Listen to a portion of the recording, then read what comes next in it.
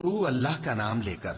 جو بڑا مہربان نہایت رحم والا ہے۔ آسمان کی قسم جس میں برج ہیں، اور اس دن کی جس کا وعدہ ہے، اور حاضر ہونے والے کی اور اس کی جس کے پاس حاضر ہوتے ہیں، کہ خندقوں والے ہلاک کر دیے گئے، یعنی آگ کی خندقیں جس میں ایندھن جھونک رکھا تھا،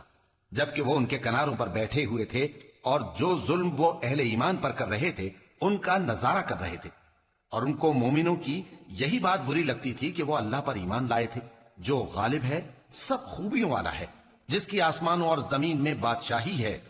اور اللہ ہر چیز سے واقف ہے۔ جن لوگوں نے مومن مردوں اور مومن عورتوں کو تکلیفیں دیں اور توبہ نہ کی، ان کو دوزخ کا اور عذاب بھی ہوگا اور جلنے کا عذاب بھی،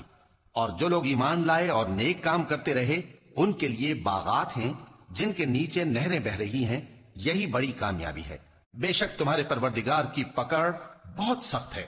وہی پہلی دفعہ پیدا کرتا ہے اور وہی دوبارہ زندہ کرے گا، اور وہ بخشنے والا ہے، بہت محبت کرنے والا ہے، عرش کا مالک، بڑی شان والا،